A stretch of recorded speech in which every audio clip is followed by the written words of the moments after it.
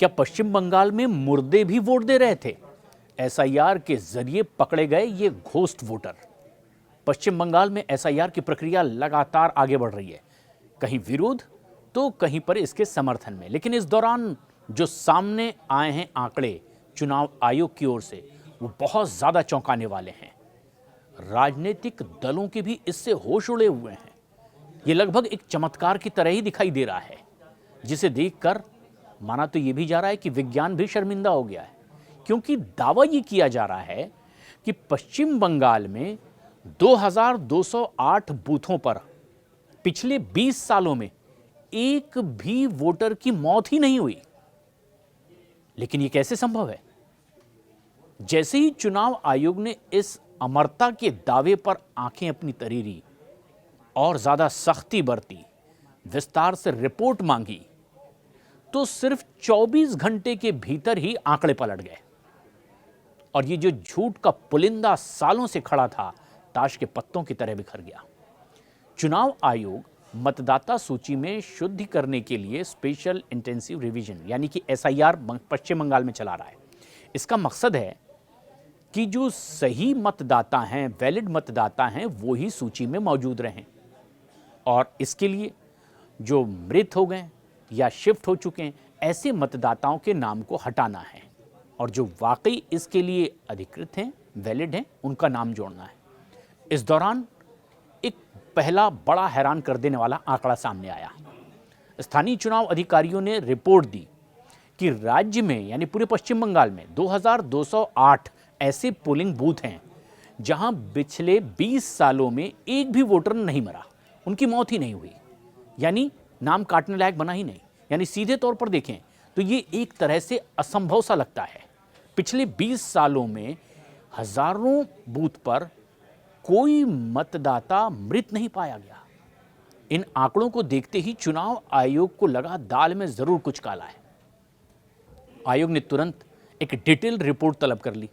पूछा कि ऐसा आखिर कैसे संभव है कि 2000 से ज्यादा बूथ में पिछले 20 साल में एक भी नाम ऐसा नहीं दिखाई दे रहा जिसे काटना पड़े, क्योंकि अब वो इस दुनिया में नहीं है, सारे अब तक जिंदा हैं। बीजेपी ने चुनाव आयोग को एक पत्र भी लिखा। पश्चिम बंगाल में एसआईआर के दूसरे चरण में अब तुरंत हस्तक्षेप की मांग भी बीजेपी की ओर से की गई और आरोप ये लगाया गया कि इस पूरी प्रक्रिया को प्रभावित करने और हेरफेर करने का प्रयास किया जा रहा है। लेकिन महज 24 घंटे में ही यू टर्न हुआ। आयोग की फटकार के बाद जब दोबारा जांच की गई, रीवेरिफिकेशन हुआ, तो ये दिखा कि आखिर अब तक क्या हो रहा था। जो आंकड़े उसके बाद सामने आए, उसने अब तक की पूरी एक्टिविटीज की पोल खोल कर रख दी। अधिकारियों का मानना है कि 2208 बूथ ऐसे नहीं हैं, बल्कि अब जांच पड़ताल के बाद यह पाया गया कि सिर्फ 29 बूथ ऐसे हैं, और वो भी जो अभी अभी नए बने हैं या बहुत छोटे हैं, जहां पर मौतें दर्ज नहीं की गई सूची में। ऐसे में सवाल ये उठा कि बाकी 2179 बूथ जहां 20 साल से किसी भी तरीके से किसी भी वोटर को मृत नहीं पाया गया, वो सूची में कैसे बने हुए थे? कैसे उनके नाम को वैलिड पाया गया? क्या वो भी वोट डाल रहे थे? और फर्जीवाड़े का एपिसेंटर बना पश्चिम बंगाल का दक्षिण 24 परगना। इस पूरे मामले में दक्षिण 24 परगना जिला सबसे ज्यादा सवालों के घेरे में है। सूत्रों के मुताबिक सबसे ज्यादा इस तरह के सो कॉल्ड अमर वोटर जो 20 सालों में मरे ही नहीं, उनकी तादाद इसी जिले में पाई गई। शुरुआती संदिग्ध आंकड़े जो सामने आए बगैर संशोधन से पहले, उनमें इन इलाकों की स्थिति ने सभी को चौंका दिया था। कुछ बहुत ज्यादा आश्चर्यजनक आंकड़े। रायदिघी में 66 बूथ हैं जहां पर 20 साल से कोई मौत ही दर्ज नहीं हुई। कुल्पी में 58 बूथ हैं।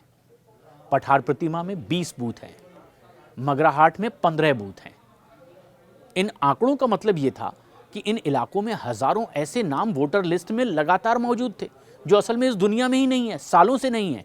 तो बीजेपी का दावा यह था कि यह घोस्ट वोटर से ही चुनाव जीतने की एक बड़ी साजिश है। और इस खुलासे के बाद बीजेपी ममता बनर्जी सरकार और स्थानीय प्रशासन पर लगातार हमलावर है। बीजेपी का आरोप यह है कि प्रशासनिक चूक नहीं है, बल्कि एक सुनियोजित साजिश है। बीजेपी का कहना है कि मृत लोगों के नाम जानबूझ करके नहीं हटाए गए ताकि चुनाव में वोटर लिस्ट में वो बने रहें और उनके नाम पर फर्जी वोटिंग होती रहे। तो क्या ये पिछले कई सालों से पश्चिम बंगाल में चल रही थी? बीजेपी ने बड़ा सवाल किया और अब चुनाव आयोग ने एक सघन जांच पड़ताल के बाद यह पाया कि ये एक बड़ा फर्जीवाड़ा था। अब तक स्थानीय अधिकारी 2208 बूथों पर 0 डेथ की रिपोर्ट सामने भेज रहे थे।